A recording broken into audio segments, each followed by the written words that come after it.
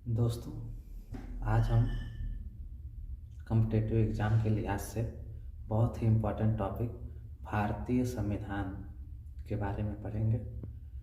जैसा कि आप जानते हैं कि किसी भी कॉम्पिटिटिव एग्ज़ाम के लिए संविधान एक बहुत ही इम्पोर्टेंट टॉपिक होता है और हर एग्ज़ाम में इससे क्वेश्चन आते ही आते हैं।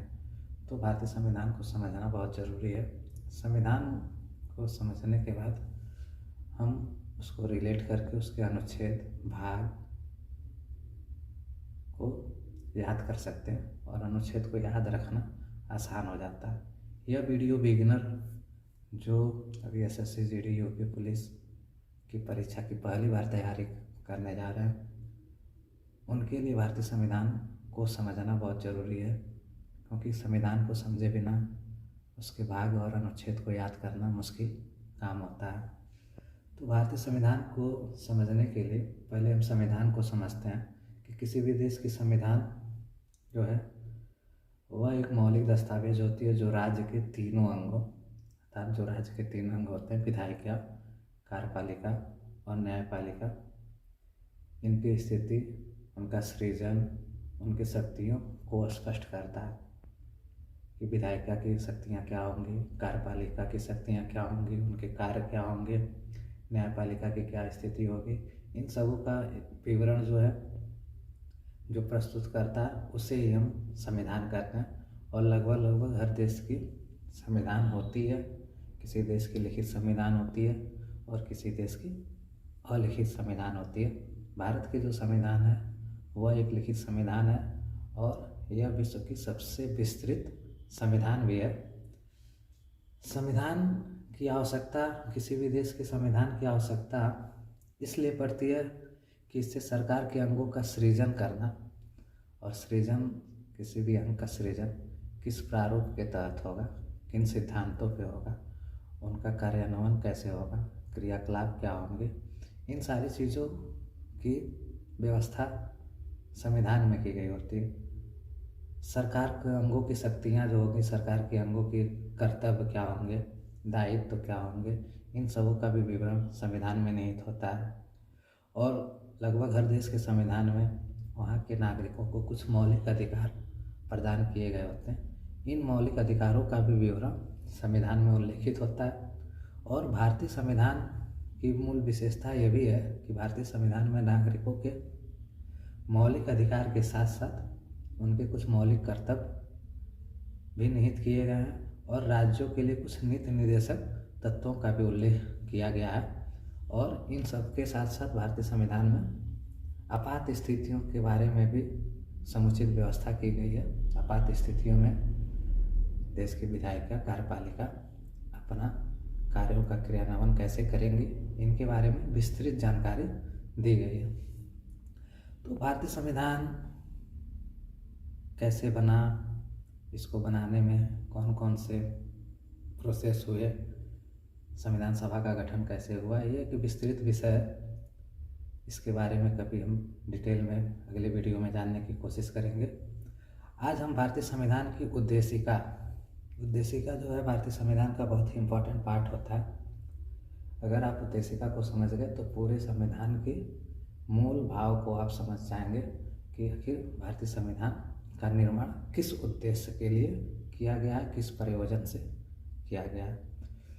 भारतीय संविधान का अगर कहा जाए, भारतीय संविधान के निर्माण के लिए एक संविधान सभा का गठन किया गया था। संविधान सभा का गठन जो हुआ था कैबिनेट मिशन योजना के तहत की गई थी। यह एक बहुत इंपॉर्टेंट क्वेश्चन होता है। ज़्यादातर एसएससी जीडी यूपी पुलिस के एग्जाम में क्वेश्चन आने की संभावना भी होती है कि भारतीय संविधान सभा की गठन किस योजना के तहत किया गया था। तो उस योजना का नाम है कैबिनेट मिशन योजना। कैबिनेट मिशन योजना के तहत जुलाई 1946 में संविधान सभा के सदस्यों का चुनाव हुआ। पूरे भारत में से सदस्य चुन के आए, एक संविधान सभा का गठन हुआ। इसमें अगर संविधान सभा के सदस्यों को हम संक्षिप्त में जाने तो अखिल भारतीय कांग्रेस के 208 सदस्य थे संविधान सभा में, मुस्लिम लीग के 73 सदस्य थे, निर्दलीय 8 सदस्य थे, अतिरिक्त 7 सदस्य, देशी रियासतों के प्रतिनिधि 93 थे, कुल 89 सदस्य थे। अगर आपसे पूछ लिया जाए संविधान सभा के गठन के समय संविधान सभा में कुल कितने सदस्य थे, तो 389 सदस्य थे। इनमें से कुछ सदस्यों की मृत्यु संविधान सभा के संविधान निर्माण प्रक्रिया के बीच में हो गई थी। इस वजह से अंत में जब संविधान का निर्माण हुआ और सारे सदस्यों को इसमें हस्ताक्षर किए गए, तो उसमें सिर्फ 299 सदस्य उस समय थे और 299 सदस्यों का ही सिग्नेचर इस भारतीय संविधान मूल प्रति में की गई है। भारतीय संविधान के गठन के बाद भारतीय संविधान सभा की प्रथम बैठक 9 दिसंबर 1946 को हुआ। 9 दिसंबर 1946 की बैठक में कि जो सबसे प्रमुख कार्य है उस कार्य में यह है कि उस दिन भारतीय संविधान सभा का अस्थायी अध्यक्ष चुना गया था। उस दिन भारतीय संविधान के अस्थायी अध्यक्ष के रूप में डॉक्टर सच्चिदानंद सिन्हा को चुना गया था। डॉक्टर सच्चिदानंद सिन्हा भारतीय संविधान सभा के अस्थायी अध्यक्ष थे। यह एक इम्पॉर्टेंट क्वेश्चन यहाँ से निकल के आता है कि संविधान सभा के अस्थायी अध्यक्ष किसे चुना गया था। तो दोस्तों, भारतीय संविधान सभा के अस्थायी अध्यक्ष डॉक्टर सच्चिदानंद सिन्हा को चुना गया था। 9 दिसंबर 1946 के बाद जो अगली बैठक संविधान सभा की हुई वह हुई 11 दिसंबर 1946। 11 दिसंबर 1946 की बैठक का मुख्य कार्य यह था कि उस दिन संविधान के अस्थायी अध्यक्ष का चुनाव किया गया और उस दिन भारतीय संविधान सभा द्वारा सर्वसम्मति से डॉक्टर राजेंद्र प्रसाद को अस्थायी अध्यक्ष चुना गया, जो अंत तक संविधान सभा के अध्यक्ष थे। संविधान निर्माण प्रक्रिया के अंत तक संविधान सभा के अध्यक्ष रहे। संविधान के लागू होने के पश्चात वो भारत के प्रथम राष्ट्रपति नियुक्त किए गए। 11 दिसंबर 1946 के बाद 9 दिसंबर 1946 की बैठक अस्थायी अध्यक्ष चुने गए थे डॉक्टर सच्चिदानंद सिन्हा। 11 दिसंबर 1946 को अस्थायी अध्यक्ष चुने गए डॉक्टर राजेंद्र प्रसाद। 11 दिसंबर 1946 के बाद जो संविधान सभा की बैठक हुई वह 13 दिसंबर 1946 को हुई। 13 दिसंबर 1946 की बैठक का सबसे जो मुख्य कार्य रहा वह यह रहा कि उस दिन पंडित जवाहरलाल नेहरू द्वारा उद्देशिका प्रस्ताव प्रस्तुत की गई थी। भारतीय संविधान में उद्देशिका प्रस्ताव पंडित जवाहरलाल नेहरू द्वारा प्रस्तुत की गई थी और कब की गई थी? 13 दिसंबर 1946 को। 13 दिसंबर 1946 की जो पंडित जवाहरलाल नेहरू ने उद्देशिका प्रस्ताव पारित किया था उसे संविधान सभा ने 22 दिसंबर 1947 को स्वीकार किया। 22 दिसंबर 1947 को स्वीकार किया और बाद में उसी उद्देश्य प्रस्ताव को भारतीय संविधान की उद्देशिका के रूप में भारतीय संविधान में सम्मिलित कर दिया गया, जो आज हम हमारे वीडियो का मुख्य टॉपिक यही है, भारतीय संविधान की उद्देशिका। क्योंकि भारतीय संविधान को समझने के लिए उसकी उद्देशिका को समझना बहुत ज़रूरी है।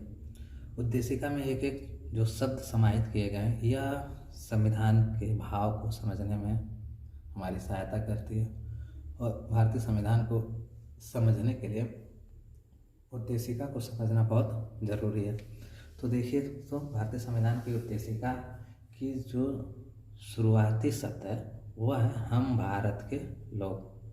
हम भारत के लोग मतलब संविधान सभा जो है, संविधान निर्माण की जो प्रक्रिया थी उस प्रक्रिया का उत्तरदायित्व खुद ना लेकर हम भारत के लोग शब्द समाहित करके, हम भारत के लोग शब्द को समाहित करने का उद्देश्य क्या रहा होगा, इसको हम समझने की कोशिश करते हैं कि आखिर उद्देशिका में जो शब्द लिखे गए हैं कि हम भारत के लोग, मतलब कि भारत की जनता ने अपनी संप्रभु इच्छा को इस संविधान के जरिए प्रकट किया है। मतलब भारतीय संविधान जो है किसी व्यक्ति विशेष की विचार नहीं है, यह समस्त भारत के लोगों की विचार है। और हम भारत के लोग के बाद हम भारत के लोग भारत को संपूर्ण प्रभुत्व संपन्न शब्द जो है, प्रभुत्व संपन्न शब्द का उद्देश्य है संपूर्ण पहुँच संपन्न देश जो शब्द संविधान में प्रयोग किए गए हैं, इसका अर्थ यह है कि भारत के लोगों ने भारत में एक संपूर्ण पहुँच संपन्न लोकतंत्रात्मक पंथनिरपेक्ष समाजवादी गणराज्य स्थापित करने का निश्चय किया है। यानी हम भारत के लोग भारत को संपूर्ण प्रभुत्व संपन्न समाजवादी पंथनिरपेक्ष लोकतंत्रात्मक गणराज्य बनाने के लिए तथा उसके समस्त नागरिकों को सामाजिक, आर्थिक और राजनीतिक न्याय, विचार, अभिव्यक्ति, विश्वास, धर्म और उपासना की स्वतंत्रता, प्रतिष्ठा और अवसर की समता प्राप्त करने के लिए तथा उन सब में व्यक्ति की गरिमा और राष्ट्र की एकता और अखंडता सुनिश्चित करने वाली बंधुता बढ़ाने के लिए दृढ़ संकल्प होकर अपनी इस संविधान सभा में आज तारीख 26 नवंबर 1949 ईस्वी मिति मार्गशीर्ष शुक्ल सप्तमी संवत 2006 विक्रमी को एतद द्वारा इस संविधान को अंगीकृत, अधिनियमित और आत्मार्पित करते हैं।